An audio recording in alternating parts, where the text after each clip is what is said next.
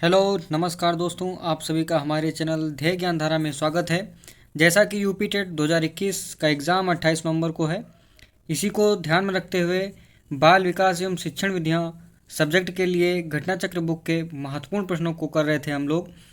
तो आज का टॉपिक है सीखने का अर्थ तथा सिद्धांत। सीखने का अर्थ तथा सिद्धांत। आज हम लोग इस टॉपिक के कुछ महत्वपूर्ण प्रश्नों को यहाँ पर करेंगे। तो अगर जो आप इस चैनल पर नए हैं तो आप इस चैनल को ज़रूर सब्सक्राइब करिए और शेयर करिए और वीडियो को अंत तक देखिएगा। चलिए शुरू करते हैं आज का सेशन।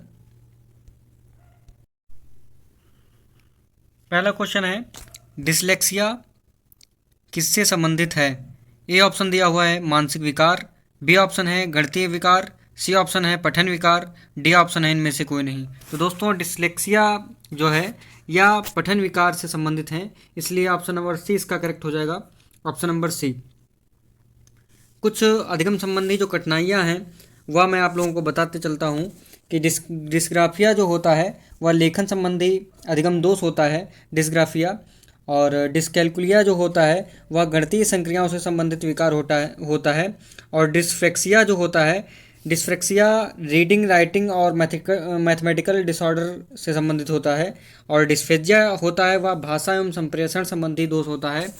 तो यह कुछ अधिगम संबंधी विकार थे। नेक्स्ट क्वेश्चन देखते हैं। नेक्स्ट क्वेश्चन है, बच्चे दुनिया के बारे में अपनी समझ का सृजन करते हैं, इसका श्रेय फिर रिक्त स्थान है को जाता है। यह जो यहाँ पे परिभाषा लिखी हुई है यह किसने लिखी है? तो बच्चे दुनिया के बारे में अपनी समझ का सृजन करते हैं। ए ऑप्शन है पियाजे, बी पावलोव, सी है मैकडूगल, डी है स्किनर। तो यह परिभाषा जो है यह दी थी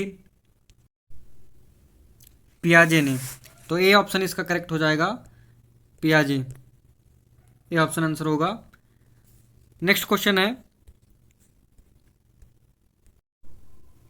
बाल मनोविज्ञान के अनुसार शिक्षा के क्षेत्र में मुख्य स्थान किसका होता है?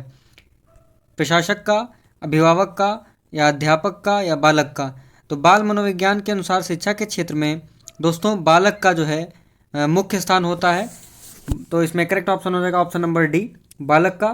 दोस्तों आजकल वर्तमान जो शिक्षण प्रक्रिया है उसके अंदर बालक को प्रथम स्थान दिया गया है, इसीलिए संपूर्ण शिक्षक व्यवस्था जो है शिक्षण व्यवस्था बालक के इर्द गिर्द घूमती रहती है। अगला क्वेश्चन है, बच्चों की सीखने की प्रक्रिया में माता पिता को किस प्रकार की भूमिका निभानी चाहिए? नकारात्मक, अग्रोन्मुखी, सहानुभूतिपूर्ण, या तटस्थ? तो यहाँ पे करेक्ट ऑप्शन हो जाएगा ऑप्शन नंबर बी। जो बच्चे के सीखने की प्रक्रिया में जो है माता पिता को कैसी भूमिका निभानी चाहिए? तो अग्रोन्मुखी भूमिका निभानी चाहिए, क्योंकि बालक का जो है परिवार जो है वही उसकी प्रथम पाठशाला कहा गया है, इसलिए जो है अग्रोन्मुखी भूमिका निभानी चाहिए अभिभावकों को। देखते हैं अगला क्वेश्चन। प्रयास और भूल सिद्धांत के प्रतिपादक हैं पावलोव, कोहलर, थार्नडाइक, या इनमें से कोई नहीं।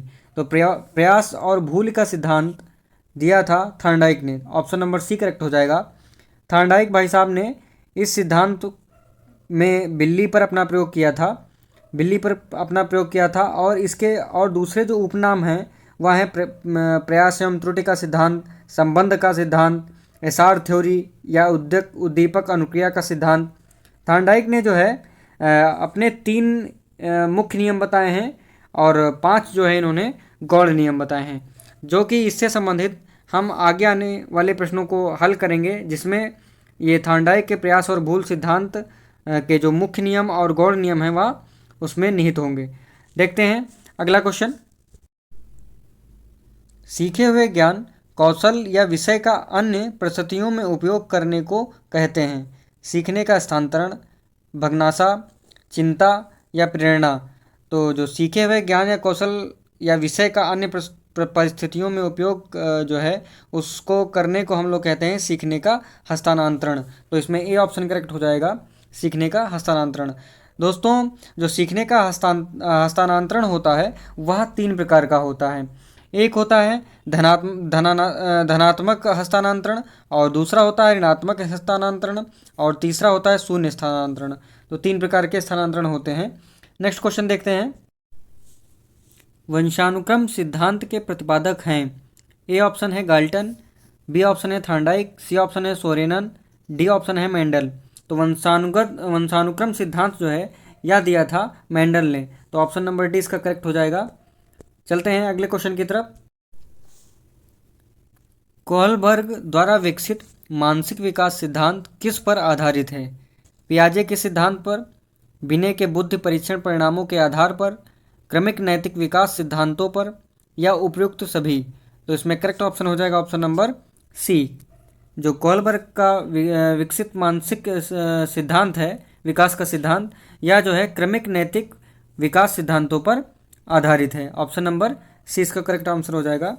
इसी जो विकसित मानसिक विकास का सिद्धांत है कोहलबर्ग ने दिया, और पियाजे भाई साहब ने भी यह सिद्धांत दिया। पियाजे ने क्या बताया? इनका सिद्धांत इस बात पर आधारित है कि मानसिक विकास जो है सरल से विशिष्ट की ओर कई चरणों में होकर गुजरता है। देखते हैं अगला क्वेश्चन। अगला क्वेश्चन है, निम्नलिखित में से कौन सुमेलित नहीं है? तो इसमें एक तरफ सिद्धांत दिए हुए हैं और दूसरी तरफ मनोवैज्ञानिक दिए हुए हैं। तो हमको बताना है कि कौन सा इसमें से मिलान सही नहीं है। पहला दिया हुआ है सीखने का प्रयास एवं त्रुटि का सिद्धांत। सामने दिया हुआ है मनोवैज्ञानिक दिए हुए हैं थॉर्नडाइक, जो कि एकदम बिल्कुल करेक्ट है। सीखने का प्रयास एवं त्रुटि का सिद्धांत अभी हमने ऊपर के क्वेश्चन में देखा है कि थॉर्नडाइक ने दिया है, यह बिल्कुल करेक्ट है। फिर बी दिया हुआ है शास्त्रीय अनुबंधन सिद्धांत। इसके सामने लिखा हुआ है वाटसन एवं पावलॉव। दोस्तों यह भी बिल्कुल करेक्ट है। शास्त्रीय अनुबंधन का सिद्धांत जो है वो वाटसन एवं पावलॉव ने दिया है। फिर सी दिया हुआ है सक्रिय अनुबंधन सिद्धांत, जीन पियाजे। और डी दिया हुआ है अंतर्दृष्टि का सूझ सिद्धांत, ये दिया हुआ है कोहलर।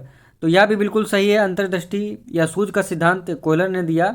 और इसमें जो सक्रिय अनुबंधन सिद्धांत है ऑप्शन नंबर सी, यह सुमेलित नहीं है, क्योंकि सक्रिय अनुबंधन सिद्धांत जीन पियाजे ने नहीं दिया है, यह दिया है बीएफ स्किनर ने। तो इसमें करेक्ट ऑप्शन जो हो जाएगा वह हो जाएगा ऑप्शन नंबर सी। सक्रिय अनुबंधन सिद्धांत किसने दिया है? यह दिया है बीएफ स्किनर ने, न कि जीन पियाजे ने। जीन पियाजे ने संज्ञानात्मक विकास का सिद्धांत दिया है। ठीक है, देखते हैं अगला क्वेश्चन। मारिया मॉन्टेसरी द्वारा प्रतिपादित की गई पद्धति है। ए मॉन्टेसरी पद्धति, बी प्रोजेक्ट पद्धति, सी डाल्टन पद्धति, डी ह्यूरिस्टिक पद्धति। तो मारिया मॉन्टेसरी, जैसे कि नाम में इनके मॉन्टेसरी लिखा हुआ है, तो इसी से हम लोग पहचान करेंगे। जो मारिया मॉन्टेसरी थी, इन्होंने दिया था मॉन्टेसरी पद्धति। ऑप्शन नंबर ए इसमें करेक्ट हो जाएगा। देखते हैं आगे क्वेश्चन। गलती करके सीखने की समस्या समाधान की विधि का प्रतिपादन किस मनोवैज्ञानिक ने किया था? फ्रोवेल ने, या मैकडूगल ने, थॉर्नडाइक ने, या बिनेट ने? तो गलती करके सीखने मतलब कि प्रयास एवं त्रुटि। पहले प्रयास करोगे, फिर त्रुटि होगी, बाद में अंततः आप सीख जाएंगे उस चीज़ को जिस चीज़ में आप प्रयासरत हैं। तो यह जो है सिद्धांत दिया था किसने? थॉर्नडाइक ने। ऑप्शन नंबर इसमें सी सही हो जाएगा। थॉर्नडाइक भाई साहब ने दिया था गलती करके सीखने की समस्या समाधान विधि को। चलते हैं अगले क्वेश्चन की तरफ। मनोविज्ञान चेतना का विज्ञान है, यह कथन किसका है? मनोविज्ञान चेतना का विज्ञान है, बहुत ही इंपॉर्टेंट यह कथन है, कई बार पूछा गया है यूपी टेट के एग्जाम में। तो ए ऑप्शन दिया हुआ है जेम्स, बी ऑप्शन है टर्मन, सी ऑप्शन दिया हुआ है पावलॉव, डी ऑप्शन है थॉर्नडाइक। तो मनोविज्ञान चेतना का विज्ञान है, यह कहा था जेम्स ने। ऑप्शन नंबर ए करेक्ट हो जाएगा इसका answer. Option number A James. दोस्तों जेम्स ने मनोविज्ञान को चेतना का विज्ञान बताया है। और जो ये टर्मन भाई साहब हैं, टर्मन ने बुद्धि के बारे में एक कथन दिया है, जो है वो है बुद्धि अमूर्त चिंतन की क्षमता है। या जो है टर्मन ने कहा है बुद्धि अमूर्त चिंतन की क्षमता है। चलते हैं अगले क्वेश्चन की तरफ। थॉर्नडाइक द्वारा प्रतिपादित सीखने के नियमों में कौन कौन शामिल हैं? तत्परता का नियम, अभ्यास का नियम, प्रभाव का नियम, या उपरोक्त सभी? तो जैसा कि हमने अभी बताया था कि थॉर्नडाइक ने जो है टोटल 8 नियम दिए थे, जिसमें से 3 नियम जो उन्होंने दिए थे वह मुख्य नियम दिए थे, और जो 5 नियम दिए थे वह गौण नियम दिए थे। ये गौड़ नियम दिए थे। टोटल इन्होंने 8 नियम दिए थे, 3 मुख्य नियम और 5 गौड़ नियम। तो जो मुख्य नियम दिए थे वह थे तत्परता का नियम और अभ्यास का नियम, प्रभाव का नियम। तो इसमें ये तीनों करेक्ट हो जाएंगे। ऑप्शन नंबर डी इसमें से बिल्कुल सही हो जाएगा, उपरोक्त सभी। थॉर्नडाइक ने 3 मुख्य नियम दिए थे गौड़ और 5 गौड़ नियम दिए थे। तत्परता मतलब कि आप जब किसी भी चीज़ को सीखते हैं तो आप उसके लिए तत्पर, अपनी इच्छा से सीखते हैं तो आप उसके लिए तत्पर रहेंगे। अभ्यास मतलब जो चीज़ सीखना चाहते हैं उसको बार बार अभ्यास करके सीखने का प्रयास करेंगे। और प्रभाव का नियम मतलब कि आप को जो आप अभ्यास किए हुए होंगे उसमें कितनी सफलता मिली है, उस पर क्या प्रभाव हुआ है, वह आपको प्रभाव के नियम में पता चलेगा। इसलिए इसमें बिल्कुल सही आंसर हो जाएगा उपयुक्त सभी। देखते हैं अगला क्वेश्चन।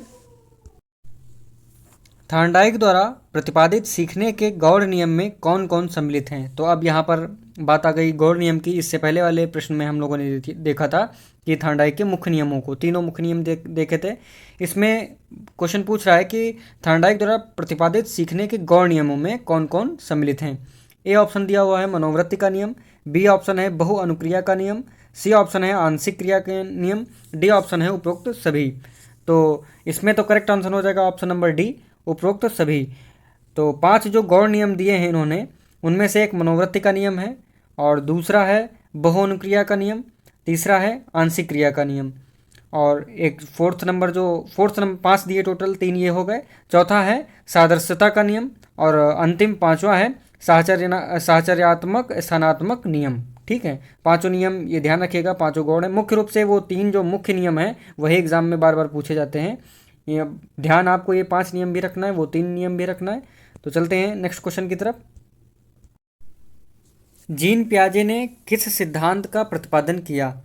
ए है क्रिया प्रसूत का सिद्धांत, बी है ऐतिहासिक सांस्कृतिक सिद्धांत, सी है प्रभाव का सिद्धांत, डी है संज्ञानात्मक विकास का सिद्धांत। तो जीन पियाजे जो थे वह एक स्विट्जरलैंड के मनोवैज्ञानिक थे और इन्होंने जो सिद्धांत दिया वह था संज्ञानात्मक विकास का सिद्धांत। तो इसमें करेक्ट ऑप्शन हो जाएगा ऑप्शन नंबर डी, संज्ञानात्मक विकास का सिद्धांत। तो जैसा कि बताया कि जीन पियाजे जो थे वह स्विट्जरलैंड के वैज्ञानिक थे। इन्होंने अपने संज्ञानात्मक विकास सिद्धांत में बालक की 4 अवस्थाओं का वर्णन किया है, 4 अवस्थाएं बताई हैं इन्होंने। जो कि पहली अवस्था थी संवेदी पेशी अवस्था, जो कि जन्म से 2 वर्ष तक की बताई। और इसमें कई चीज़ें उन्होंने बताए, कई पॉइंट क्लियर किए कि बच्चा जो है ज्ञानेंद्रियों के द्वारा ज्ञान प्राप्त करता है और 8 से 9 माह तक जब पहुंचता है तो उसे वस्तु स्थायित्व का गुण पूर्णतः रूप से आ जाता है उसके अंदर।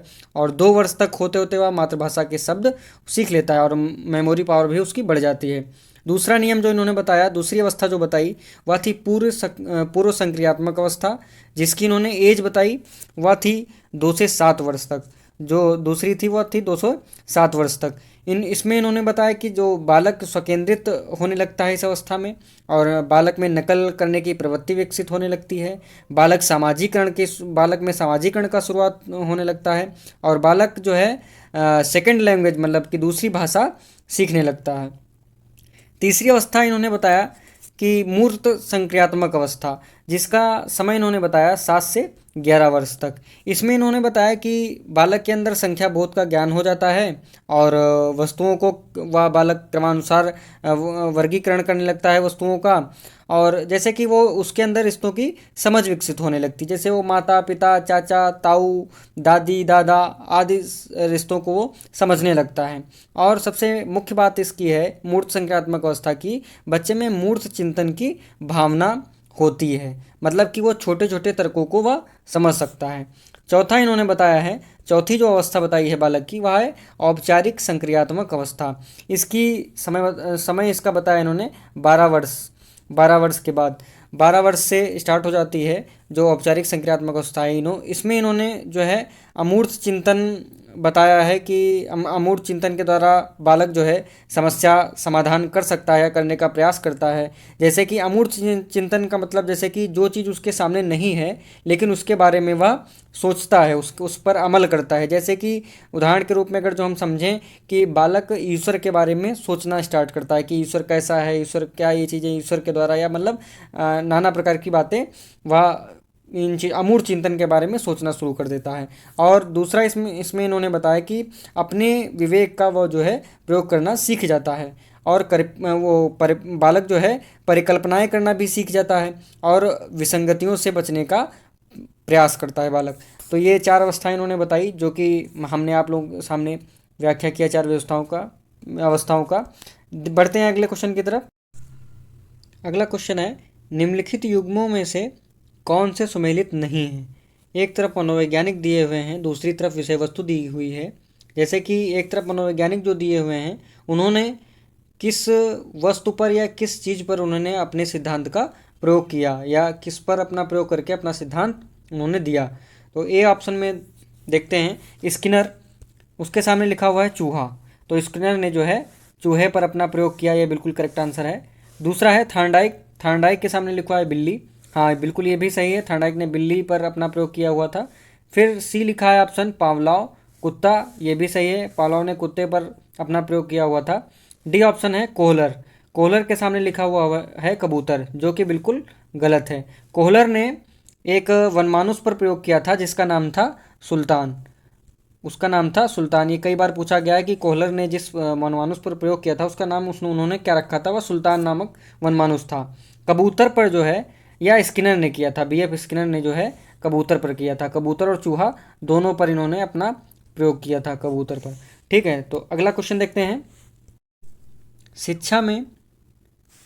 शिक्षा में किंडर गार्डन विधि का जन्मदाता था। तो बताना है कि किंडरगार्टन विधि का जन्मदाता कौन था। ए ऑप्शन है फ्रॉवेल, बी ऑप्शन है जॉन डीवी, सी ऑप्शन है बीएन झा, डी ऑप्शन है मैकडूगल। तो किंडरगार्टन विधि जो थी इसके जन्मदाता थे फ्रॉवेल, तो इसमें करेक्ट ऑप्शन हो जाएगा ऑप्शन नंबर ए, फ्रॉवेल ने किंडरगार्टन विधि का दिया था। दोस्तों यह कुछ महत्वपूर्ण प्रश्न थे जो कि घटना चक्र बुक से लिए हुए गए हैं। तो अगर जो आपको ये क्वेश्चन आपके लिए ज़रा सा भी इम्पोर्टेंट है तो आप हमारे चैनल ध्येय ज्ञानधारा को लाइक कीजिए, सब्सक्राइब कीजिए और शेयर कीजिए। धन्यवाद।